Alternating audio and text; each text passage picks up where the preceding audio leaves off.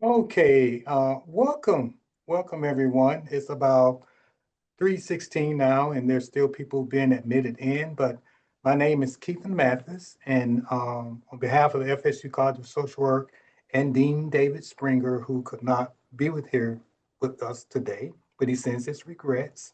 Um, just wanted to thank each of you for being here, present with us, and just as a reminder, Hispanic Heritage Month is observed from September 15th through October 15th, and is a time to honor and celebrate the generations of Hispanic and Latin Americans whose rich cultures, traditions, and contributions have helped shape our communities, our states, and our nation.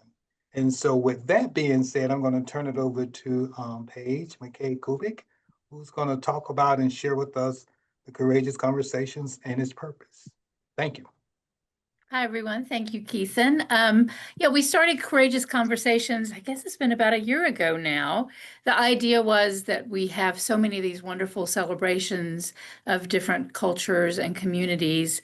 But as social workers, we wanted to go deeper and to really hear from voices from people in the many unique communities that social workers support and serve, and to hear from social workers working in these diverse communities, to learn more about lived experience and culture and values, about strengths and assets, and needs, and how those vary in different communities, and how we as social workers can put our ethics and our standards into play in making sure that we're always being appropriate and sensitive and responsive, and are taking into account these, the similarities and the differences, in a way that makes our work more effective.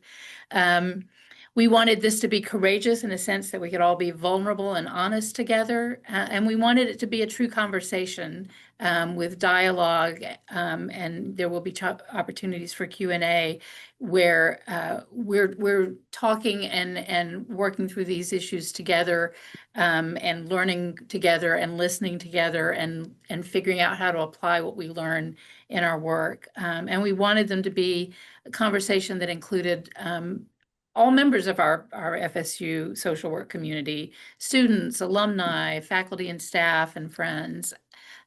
So this is, I think, our fifth in the series, and we've had some really fantastic conversations and gotten to know a lot of great people. And the panelists are always great.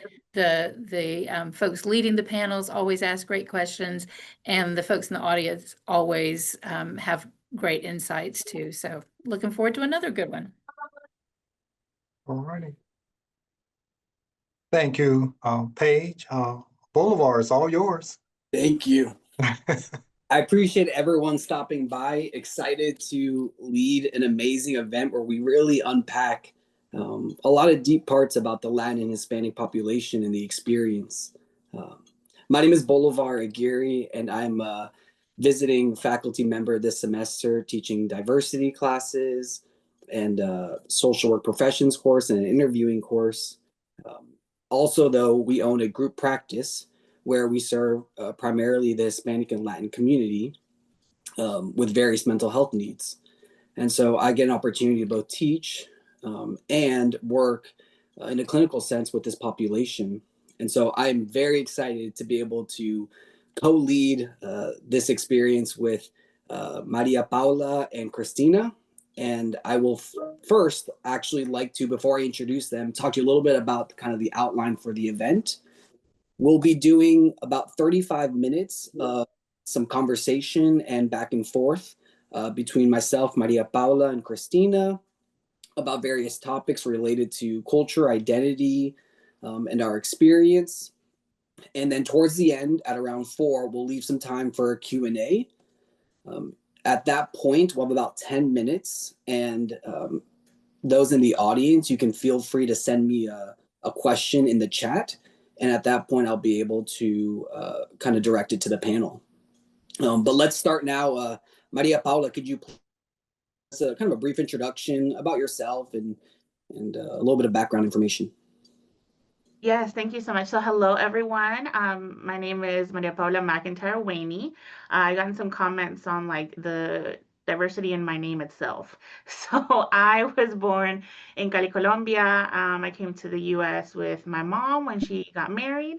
And so when she took my father's name, that's the McIntyre right there. And then I recently got married, and my husband is Nigerian.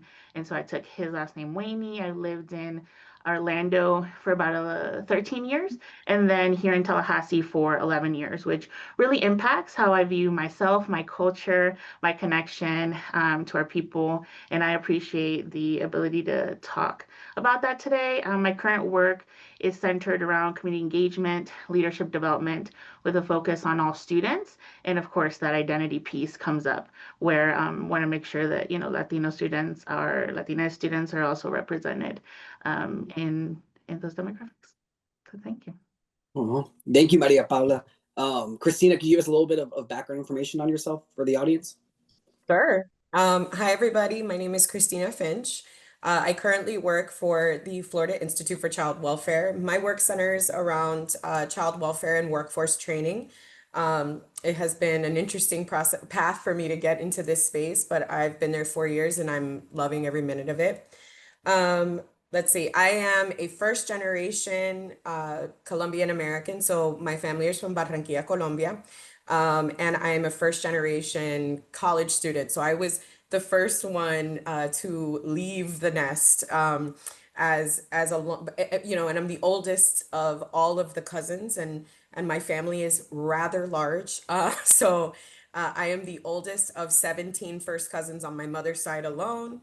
And so being in that space, it really defined who I was to leave the nest. I grew up for 18 years in Miami, Florida, which is a very big, Hispanic hub, and it really shaped who I was, and it helped me kind of hold on to the traditions and the culture of being Colombiana. So when people ask me who I am, I say I'm Colombiana.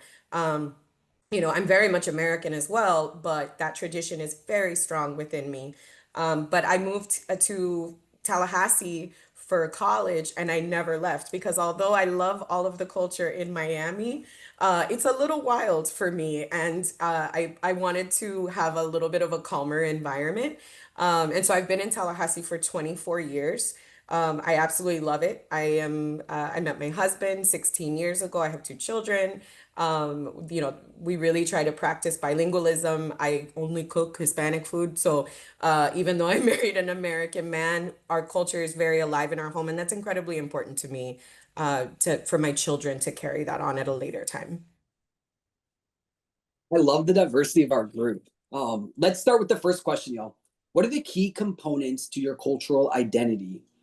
What components have evolved and what has stayed the same when it comes to your earlier generations? For example, grandparents and parents. Maria Paula, what are your thoughts? Thank you. I am also thinking about previous conversations with you and Kristina, right? And that conversation, the topics of family, the language, food, that is very present for me. Growing up, I lived in the same household as my grandparents, right? My grandparents and my parents, so 3 generations under one roof. When I go visit my parents, I still have that privilege that, there's always a home cooked breakfast, lunch, and dinner, and it's not the same thing. So I've been spoiled. However, when I moved into here in Tallahassee, right, like on my own, I was 18 years old. I didn't know what to expect. And so I was just going off of what was the easiest, right? Like some of these traditional values were lost for me. I'm not going to lie. 11 years ago, it wasn't as easy as it is now to be able to find, like a grocery store that has the condiments that you need, or restaurants, all of that. And so, I do see that difference where, like Kristina, you mentioned your family only cooks Hispanic food, like your Colombian food, right? Like that is so central to you. And I will be honest, I cook what is the quickest thing that day.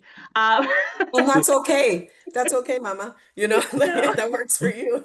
But that doesn't change the fact that it's a central component, right? And so I am working to get closer to that. As we say, like, we don't want to lose recipes, and my family is getting older, both my grandparents and my parents. I'm very blessed. My grandparents are still alive. And I'm making that shift in my own life. And so language, I speak that every day. That is the only language I speak to my family in. And then like clothing, I talked about that. I actually had a dress that was like very similar to what I'm wearing right now when I was 1 year old in Colombia. And so just picking the colors, the fabrics, things that make you feel at home are something that I see, bring me close, but something my family is very intentional about as well. So while I might have lost in the past few years, I'm trying to bring those components back into my life and, kind of seeing how it represents, how other people represent that for themselves.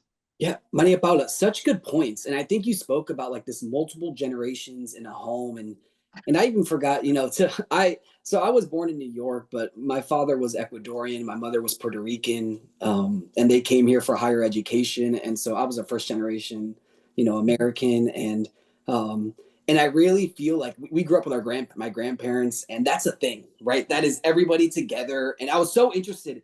Kristina, would you say that was something you shared, or how close were your family? No, absolutely. So Maria Paula said something that was really triggering in a good way. One of the things that I have noticed is this evolution of, I was surrounded by the traditions and the quote unquote stereotypes, like generalizations, I should say, of my culture very early on. And then I left home.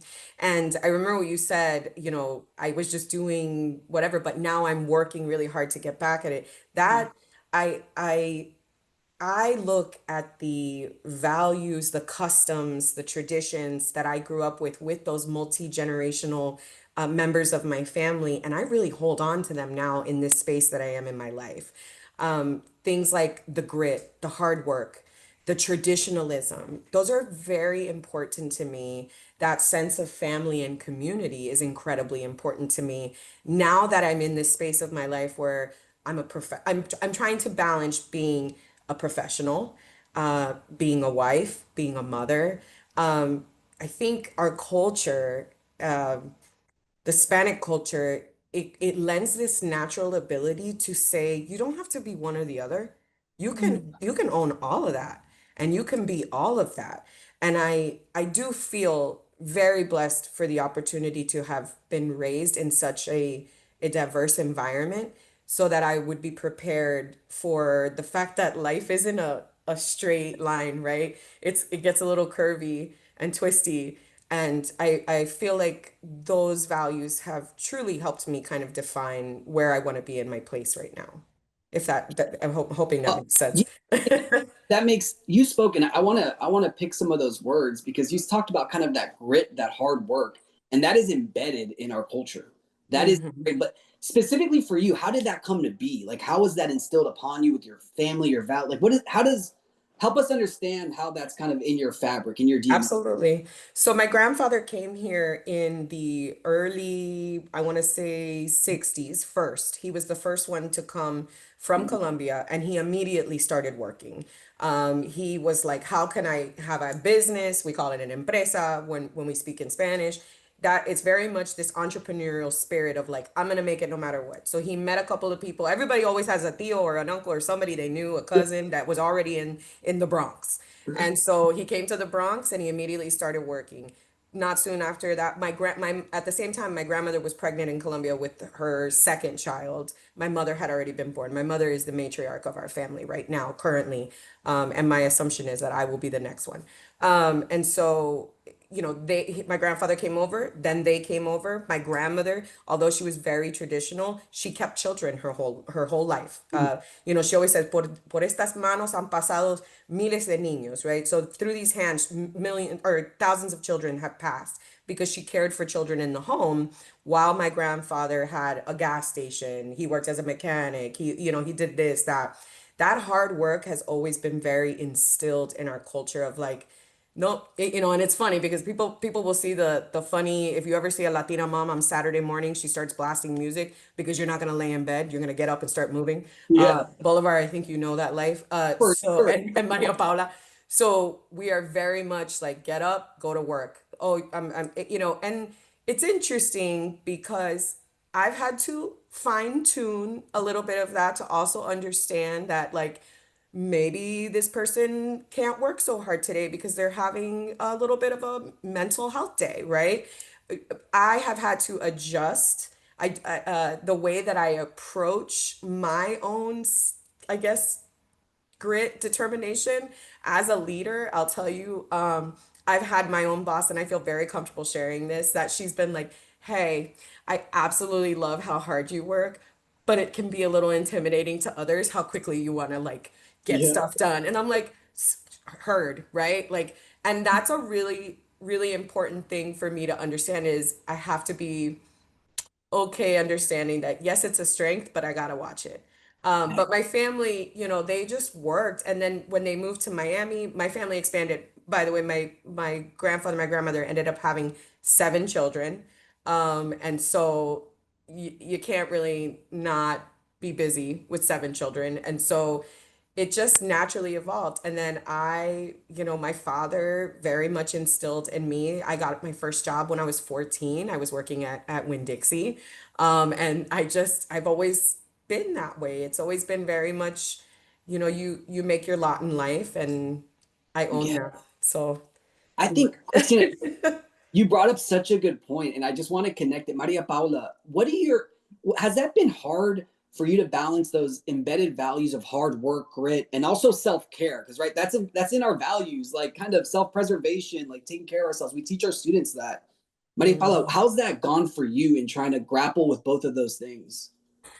Yeah, I'll be honest. I'm finally proud of where I am in this Yeah. journey because it was not existent at all when I, started college at Florida State. But to your point, service to the family, like service to the community is so embedded into the way that we operate, like large families, being women and matriarchs of the family. Like I'm the firstborn to the firstborn. And so like that responsibility since I was 5, right, was just always present. And so I think I am also naturally someone who might take, the pendulum to swing a little bit too far until I realize. And so when I got to college, I I took self-care to a whole nother level. I said, if I don't have to do it, I'm not doing it. Um, and then I got married. Yep. And I could talk about this later, but I married a Nigerian man who is also very traditional. We have very similar values, right? Like very similar core values of like family, service to each other and to the community. And so that meant like, how do I show up for this other person who I now live Yes. with? Yes.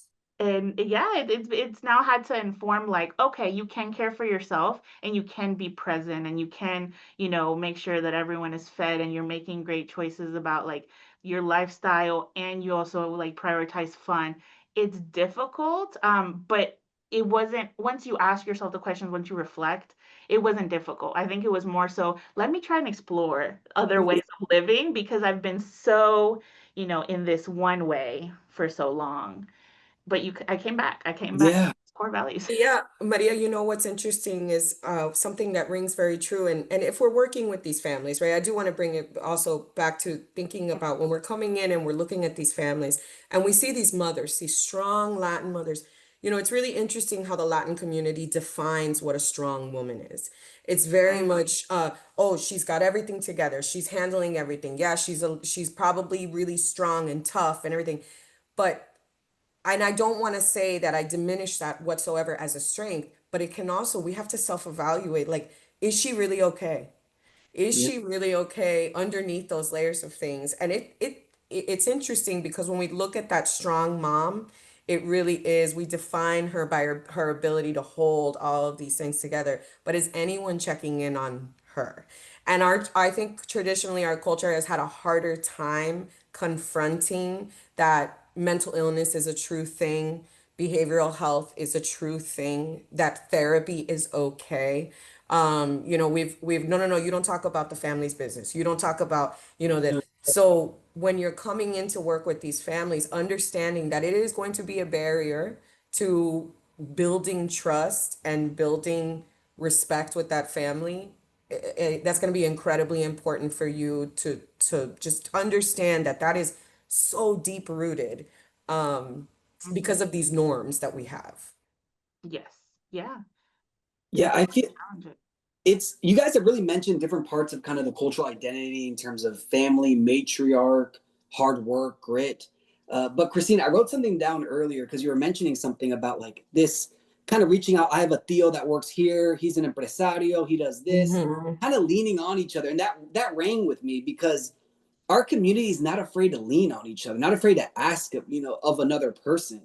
Like, is that something you still find today? Even if you don't know a cousin very closely, they might be calling you to come stay with you, or they may be reaching out to you to ask you advice or ask a favor. Is that kind of part of the Absolutely. experience? Like, what do you guys see on your end? Because that's true of 100% true of my culture. I'll get a random phone call or request. There's no shame in asking in our culture, and that's what you feel. But how's it with you all?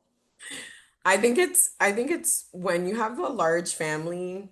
Okay, so I'll give like a traditional thing. So I got married 14 years ago, right? But I didn't have a lot of money, neither did my husband, if I'm being vulnerable and honest about it. I didn't need it. We had every member of our family did something different and contributed something different to my wedding. I mean, from the cake to the food to the this to the pictures to the dessert table to setting up to breaking down to it was just an unspoken thing. And that has happened with I was the first, right? So being the oldest, I was the first. And it's happened with every single one of my primas, with my cousins. I have cousins that come up to FSU to go to school and they're like, I'll get a call from my random tia that says, Mama, Jose's coming up. Like, can you take him to dinner? Can you make sure he eats this week? And I'm like, absolutely. I will make a bandeja de arroz con pollo and drop it off at his house.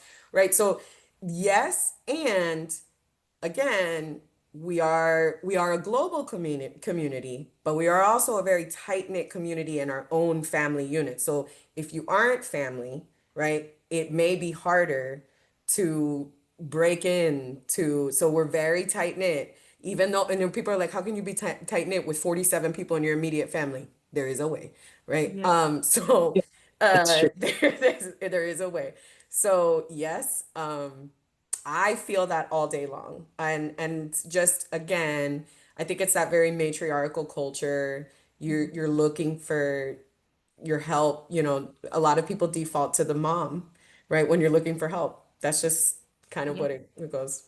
No, Maria Paula, what are your thoughts or anything to add to that? Super interesting and insightful.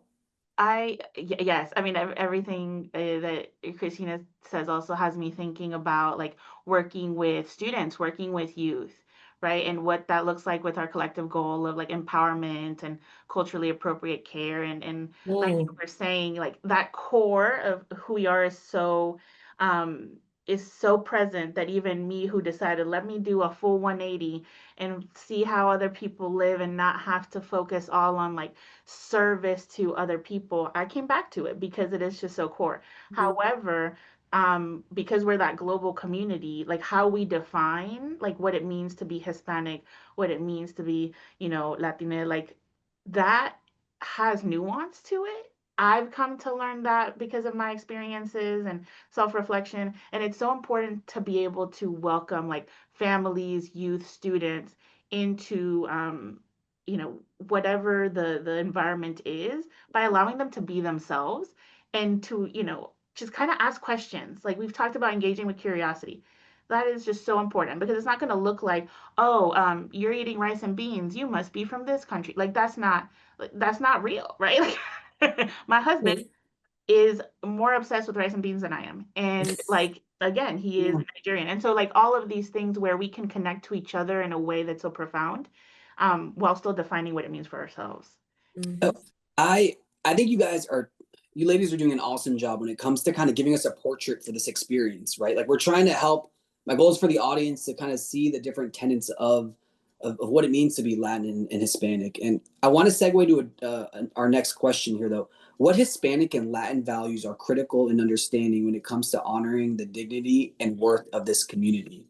Dignity and worth is a big Mm. buzzword for us kind of in working with diversity and various populations with whoever you come across, whoever walks through your door and whoever you help. But y'all, what's your, give me a little bit of take on that. Maria Paula, what are your thoughts? We've talked a lot about like family and food, language. That is very central to those values are very central to like an understanding of the Hispanic and Latin community. I will say for me, I would even prioritize like globalism, understanding that we're all very different and yet tight knit, like Kristina was saying, because there is a way. Absolutely. Like you don't have to, be born in the same country or speak the same dialect of a Yeah. certain language. And you're like, I got you. Let me put, you go out to eat. Let me put a little extra for you because, I got you. Yeah. So just that I is very important. But that lived expertise, right, brings back the concept and importance of dignity, empowerment, culturally appropriate care, because you have to be able to see that maybe we didn't all have the same experiences in like formal education, right? Christine, you talked previously too, like our own family members had different experiences because Mhm. through generations and policy and just what was traditional. However, they have so much knowledge. And that is Absolutely. so important to be able to ask and say, this is how I'm interpreting it. But let's continue to ask questions. Let's continue Absolutely. to see that the value just in the fact that this person has lived through life. Yeah. That they have lived. And I appreciate that you're saying, and I think that having that approach, right, helps to build trust. And if anything, the one of the paramount things with the Latino community is having trust. It's very essential to us. Um, Personally, I can tell you from my family, if there is a lack of trust or if trust is broken, it is a really hard road to get back. And establishing that, and I know I've kind of mentioned this, is coming in with curiosity rather than judgment. I think the idea I think from my own personal experience, right? I grew up in traditionally in the Miami area, right? So I was surrounded by the Colombian and Cuban culture a lot. That was the only Latino culture that I knew. And then when I moved to Florida State, I started doing work in Gadsden County with the migrant education, the Panhandle uh, area there. And I was introduced to the Central American culture and everything that came with that. And although they embraced me as a member of their global community, I was still very much an outsider, even though I was a Latina, because I did not know, and one, all of the language that they knew. It was very different, even though we were Spanish speakers. It was very different dialects, different words meant different things. I tripped up a couple of times and said some things that apparently were offensive, but they embraced me as a member of their community and were willing to teach me because I stayed curious. I did not make assumptions. I did not make judgments. I did not say, well, that's not the right way to do that. The right way to do it is my way, right? That's not how you want to approach this culture. And I was embraced for that. And now I love it because I made an established, relationship with that community. I still attend Los Días de los Muertos events that they have in Quincy. I still very much work with the Panhandle Area Consortium because they do a lot of intervention services for women that are, right now scared to receive services because of whatever's going on, because of our traditional culture of being quiet about things, right? So I've gone there, I've taught English classes at night, and it's a beautiful thing because I still am learning so much about my own Hispanic culture, and it's an incredible experience. And so even if you're not Hispanic, you can be embraced by this community by coming in with an open mind to a series of things and understanding again that we are a global community. It's going to look different in different places. Our spiritualism is very important to us, and although that may not be your thing, leave space for it with other people and other cultures, because it really is a definition of who we are. You know, Christina, I and Maria Paula, I love, and I want to kind of highlight a few things you said to give the audience something to tangibly work with, because the goal was to talk about kind of how do we highlight and and focus on the dignity and worth of this community. And you've spoken about asking questions, staying curious, building trust. And one of the words that really stuck out to me was like, embrace me. You know, like I think that's such a strong and eloquent, beautiful word about just feeling like you're a part of a community, you know, and regardless what we talk to our students about, you know, regardless of what your background is, you know, we can instill the values on how you can work with diverse populations. And so just because they're not Colombian or just because they're not Puerto Rican doesn't mean they can't step in a room and do meaningful work with you. And Maria Paula, what does that feel like, embracing you? Like if students were asking you like, hey, how do I achieve that? Like how do I convey that I am, you know, that we are embracing, that there's that embracing, like how does that get understood and taught? What are your thoughts? That's something I think about every day, right? Whether Yeah. you believe me or not, I really want to keep growing in that understanding. What I would say first and foremost is the centrality of self-awareness, because to Christina's point, you're having conversations even with, let's say, a group of people that you assume or see that there are more similarities and differences. However, we are human beings with emotions, with thoughts, and those thoughts, you know, can, based off of our own experiences, can create emotions, and then like we have behaviors off of that. And that is a quick way to Yeah. break a relationship, to break trust, to, you know, be perceived in a way that is not beneficial for relationship building. And so uh, I would say socially responsible daily behavior looks like self-awareness, like understanding, why does this always make me feel upset? Or why did I take it that way? That can transform the way that we engage with each other, with the Hispanic Latinx community, the way that, you know, like you said, we can embrace others, even though they may be very different than us. Um, yeah, like it just, I was laughing when Christina said some words that maybe were offensive. Because my family's traveled to Costa Rica, and the words that we use can be very vulgar over there. And we're talking about like animals, like Yes. genuinely only talking about like, you know, Yeah. beings in the animal kingdom. But in their, you know, culture, the way that they use that word is an insult. And so Yes.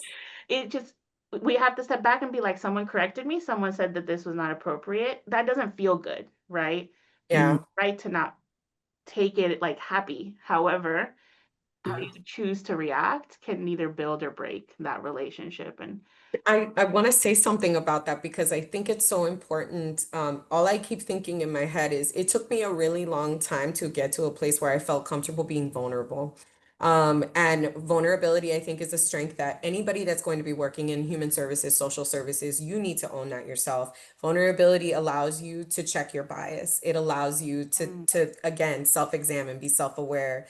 It allows you to come into a community like the Latino community that it is incredibly important for them to have a sense of control of their own path, life, and allow yourself to not be the savior. Like you're not in control. You can allow them to take ownership of what they need to do, and being vulnerable is essential for that because we're going traditionally to school, right, to first study how to learn and have the knowledge base to perform this work. Then we literally go into a master program, and we assume the role of being like, I am schooled in this, I am the authoritative figure, I know best. If you come into the Latino community saying, I know better than you what's good for your family or what's good for your kid or whatever, eso no va a ir en ningún parte. Yeah. Like it's not going anywhere. That's gonna be like, okay, bueno, I know where you can see the door, right? And so it's incredibly important to have that vulnerability to say, I can take a step back and see what I can shift, change, what perspective I can dig into a little deeper so that I can help this family. I can meet them with their needs. And you said something earlier and I wrote it down. You wrote down culturally appropriate care. Yeah. And end of story, right? And I think a lot of times, and I've worked with a lot of Black families as well, Black and brown families have a lot of of the similarities when it comes to culture, when it comes to community. I know that I was having a conversation with Keith a week or two ago about this, and I said I've been able to carry that over into working with these populations, and it has been game changing. It has allowed me to come into a space and learn so much more than, and I hate to say this because I love Florida State University, but I learned more in those spaces than I did in many of my classes, because I was able to practically apply those skills. So I know we're gonna talk to the students later, but stay curious, like go volunteer, go into those spaces. This is why we push for internship placements. This is why we push, for to get you in that community, because that's the only time you're really going to see it, is when you can actually apply it. Kristina, well said. I think you both truly captured how we honor the dignity and worth of our people, of the Hispanic and Latin community. You talk about the vulnerability, you talk about humility, asking questions, embracing. I feel like that. I feel that's very tangible. I think students can take away, and anyone who's attending this can take away an understanding of how to connect and find connection. Let's move on to the final segment, kind of our work together, and the question is going to be posed like this: what are your hopes when it comes to how society approaches and evolves their approach to the Hispanic and Latin community? Maria Paula, could you start us off? Yes, I might, do a little roller coaster here because I'm thinking a lot about what Christina was saying and how we can support like students and like that youth focus. Challenging the narrative is something that I see a lot of people and young people specifically like bringing to the table. And what that looks like is like before we assume, ask.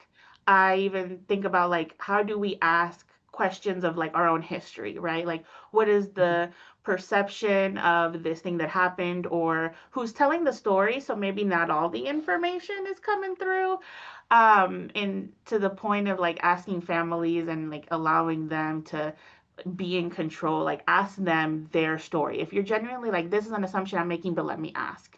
The same with college students, with just all the young people is that they are really good at that, but that we can always be conscious of how we support them in those questions, how we maybe help them be like more clear in their goals, to embrace each other, embrace other people, because again, I am that person that can also very much go from one side to the other, and you don't want to then get to a point where you're boxing yourself in, if that makes sense, right? Like, Makes all the sense. because Yeah. you think like, oh, now I know because I'm doing all these great things, and so I'm the person, and then you kind of end up doing what you just said you didn't want to do, which is Yeah.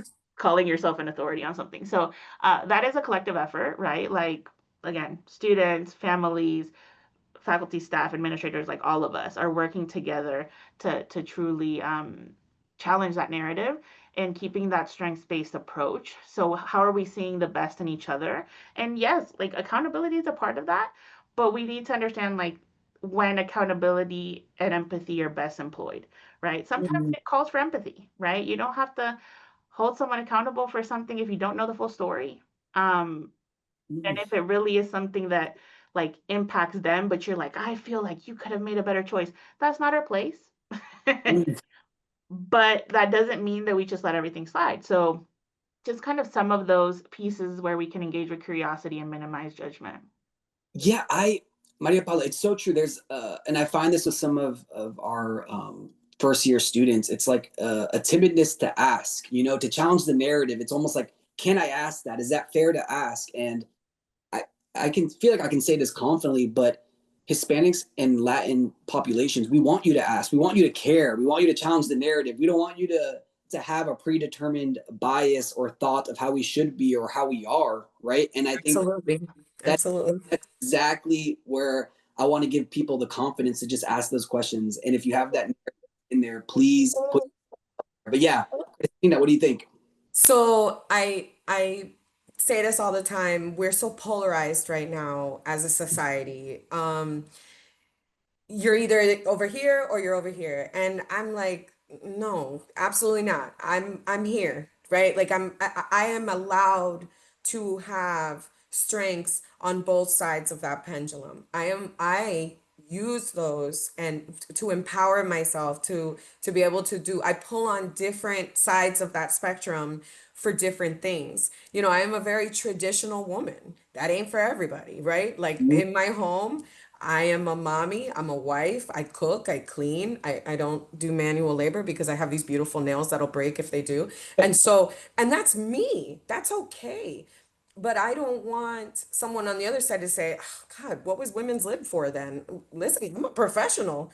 Yeah. I help run a institute at a preeminent university. I'm also holding on to that, right? So I I don't have to be on one side or the other.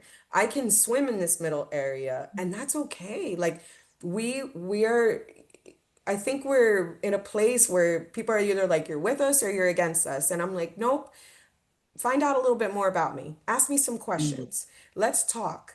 Um, you know, so that we can see where do we have some common ground. And if we don't agree on everything, fine. Now, there are ethically things that I'm just like those are non-negotiables for me, and that's fine. But generally, we can find a place to have healthy discourse. We can find a place to, you know, have a relationship and but again and I keep holding on to it, have curiosity, you know, don't come in a judgmental way. Understand that we need as a Latin person, I need to feel a sense of control about my path. And so again, and with something you said about students, you know, I think again, being a Latin girl that moved away from home for the first time at 18 years old, I had to ask my parents to literally walk at a line, right? Um, it was hard for me to grow accustomed to the fact that I was able to be curious about other things. Because when I was growing up, it's like, no, nosotros no hacemos eso. Like, we don't do that. And I'm like, well, maybe we could though. Like, maybe it could be different. And so there's a very beautiful balance that I think I've established for myself as a Latin woman. I hope that my daughter sees it and sees that you can be these things, you can be all the things, and that's okay. I hope that other, you know, students, Latinas, young Latina women that are students going along this path, see me and say, hey, I want to talk to her a little bit more because I want to figure out what happened there. And I'm happy to do that. You know, again, it's all part of that curiosity. It's all part of challenging the narrative. Like we Yeah. don't have to be polarized. So Christina, you are, I think you both, Maria Paula and Christina, you really just the essence of how you want society to grow and develop is this idea that, and you said it so great. It's just like maybe we have something in common. You know, maybe there is something. Maybe that we don't have to have a predetermined idea of who this person is based on who they look like and where they live. And that really resonated with me. And I want to move to the next part of our conversation because I see some questions kind of dropping in into the chat. And so I'm going to start first with Miss Claudia Alvarado's question. And so I'll read it out loud, but it looks like it's available in the group chat if you want to take a look to read it. But to the panel, it sounds like, so personally, I moved to Florida from Puerto Rico when I was 7. And the only English I knew at the time was whatever my teachers would talk about in class in Puerto Rico. When I moved, my knowledge of the nuances of English was very limited, and I was often made fun of for not understanding what was being said to my peers. It isn't necessarily a culture question, but I'm just wondering if this is a shared experience with any of you. And if so, how did you overcome the mental block of thinking you were less than people who spoke English and are more immersed in that culture, if that is a feeling you have had? I I hold on real quick. I've got to give Claudia some total praise. yeah. That is so bold. That is so courageous, and I am so proud to have you as a student. And so, but let me ask the panel what they think, and let's get some good feedback there. So although I was born in this country, Claudia, my father had a rule that we did not speak English in the home, which I am so thankful for every single day as an adult because my first language is Spanish. I speak Spanish fluently. I've held on to that. And I'm very thankful for it because in the 80s, when my father came over here, it was either very much like you assimilated. There were a lot of stigmas with Latinos coming over, especially because of the Marielito boat lift that happened a couple years before I was born, or I think it was the year before I was born. There were stigmas, especially in Miami. And so a lot of families chose to assimilate fully and not speak Spanish anymore. So I didn't speak English until I was in kindergarten. And I vaguely remember a story where they were going to put me in like ESOL classes. And my mom was like, she doesn't need ESOL. And they're like, no, we're going to put her in a special class. And my mom was like, she's not going in a special class. She's going to remain. She will learn English. She will be fine. My mom is an English speaker. My mom's was raised in the Bronx, right? So my mom was like, she doesn't need that. But I still felt, and even though I was a small child, I still felt, I guess, a sense of shame for whatever reason at that time. And I'll tell you now, I still have experienced it. My daughter, I try to speak to my children in Spanish as much as possible. And I was volunteering at her school and I was speaking in Spanish. And my daughter got teased the next day because they said, your mom's weird. And she was like, my mom's not weird. And she was like, well, she was speaking a weird way. They didn't even say it was Spanish, the child. And my daughter said, I don't think I want to learn Spanish. And I was like, oh, hold up. We're going to talk about the world and we're going to talk about how this is going to happen. And I think it's incredibly important that we take a place of like, yeah, that's terrible that that happened, but that's on them and not you. Like that, and as a child, that's really hard to do. So you're gonna need somebody to really have that conversation, ensure you that this is a strength later on. Like my bilingualism is a strength, and I am so proud to have it. And so, but as a child, right, internalizing that, and I'll be honest, like I probably wouldn't have had the same reaction from my mom. My mom would have been like, ah, psh, whatever. But I took the time to talk to my daughter about it because I've shifted a little bit in my traditionalism. So I have those crucial conversations with my kids about what stereotypes exist out in society. Yeah, Maria Paula, do you have a thought on that? I do, and this was like a personal journey for me as well, as like the people will perceive you from their level of understanding. And I had to sit with that for myself, like how I felt like I was being perceived, but how I also was defining what it means to be Hispanic, right? And Latinx. So that in and of itself, if we can like think through that for the way that we embrace other people, but even for the way that we are like received. My mom has what she still defines as a very thick accent, and she is one of the most brilliant women that I know. Mm. Right? She's about to get that PhD in 6 months, right? Good for her. Yeah. And there is so much value to you as a human being beyond the way that you speak a language. And so just, if for you, you're like, yeah, maybe this would be more helpful, or I can continue to learn in this way. That's great. And the only person you have to compare yourself to is yourself. And then understand that other people are perceiving you from their level of understanding. I speak 4 languages proudly. Do I speak all of them well? Absolutely not. Do I have an accent in most of them? Yes. And that is okay with me. And That's right. so that is just something that I would you share to like sit with, because it's not helpful in the fact that it is other people's actions that are making us feel a certain way. And they don't need to define like who you are and how you are, and you get to do that for yourself. Wow. No, you all answer that incredibly well, and I think the fact, Lalia, that you asked that question speaks to the strength of what it is to be, part of this community, and that boldness, that strength. And I have very high and I don't know, I think highly of you, and I think you're gonna do great things. So thank you for asking that question. Let's move on to another one. We have a few questions, and so I'm gonna go to this one. It'll be the second one on the group chat. Building trust and rapport to build a therapeutic relationship is key for impactful counseling. So how may the counselor keep it culturally appropriate but also professional? How should practicing counselors navigate ethical considerations and boundaries while taking Latinx clients whose customs differ from theirs? Oliver, you should answer that question, man, because Yeah. you literally do this on a daily basis. No, I think so. How may the counselor keep it culturally appropriate but also professional? Um, I think I don't know if there needs to be a dichotomy. I don't think there needs to be a separation there. I think culturally appropriate. When I think culturally appropriate, I think anything you ask about culture is strong, is worthy, is the right thing to go. So I don't think you're in an out of bounds line by asking about our culture. So I think for me, if I'm teaching someone who's kind of worried about like how to keep it culturally appropriate, I think we're using the wrong words, and I think we just focus on like exploring, staying curious about culture, and not worry about am I saying something that may offend you or infringe upon something? I think stay curious, obviously be professional, but ask those questions, ask those difficult questions, and trust your gut.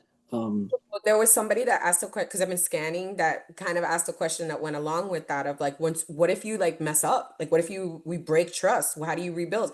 You're humble, you're vulnerable. Again, vulnerability is everything. You admit it. Hey, I'm so sorry. Perdóname. I messed up there. Let's go back. And I'm gonna tell you that's gonna go farther than being like, okay, well, and walking away from the situation, which has a tendency to happen in our culture as well. It's this lack of admitting that you're wrong. We can't have that. There has to be an ability to have that humility. So I think it goes along with that is don't be afraid, keep it professional. We all know what professionalism is, right? But don't be afraid to ask curious questions. Yeah, and I think too, you brought up a good point of apologizing when we're wrong, right? Like I tell this all the time to clients is like I don't know all the answers, I'm wrong, and if I say something, correct me, please do. Absolutely. Like I think that's where you find your voice when you're working with someone on a one-on-one space where they can speak up and correct you. If they can have that moment, then they're likely to have that moment in the world and the different relationships they have. And so I think you're exactly on it. Maria Paula, do you have a thought on that or kind of opinion or anything further? Sorry, I didn't mute myself because there was some noise back here. You're fine. You're fine. I, you know, I would second what you shared. I know that the first thing that came to my mind is also like thinking very deeply about like what it means to be ethical and professional, right? That in and of itself, for us, for example, I've been in spaces with Latinos where it's okay to like hug and like do that, right? And like we're still professionals versus in other spaces that is not. And so it can shift. And so in a one-on-one or in a group setting, like maybe that looks like expectations. If we all set those expectations and we all agree that this is how we want to engage in a way that everyone feels included, then to y'all, that's professional. It doesn't have to be, well, this other person in this other group over there that has nothing to do with us Yeah. said that is what professional means. So, that is where my perspective went. Yeah. And I think if you come at it with compassion and care, it's okay to fumble on your words a bit. Like I speak every day to clients and I mess up sometimes. Right. And so I think it's okay if you come from a right place. Our population identifies that and connects with you. And so I want to, the incredible questions, you all. I do not believe we're going to be able to get to every one of them. And so maybe we can put together some responses and kind of email them out to you or set up some time to kind of unpack them. And we will make sure you get a little bit of feedback on that. But I appreciate kind of the input there. We're going to wrap up, y'all, with some closing advice to students. So Maria Paula and Kristina, I'd like you, if you can, to please share what is most rewarding about the work you are doing and one point of advice to aspiring social workers who are interested in working with Hispanic and Latin individuals, families, and communities.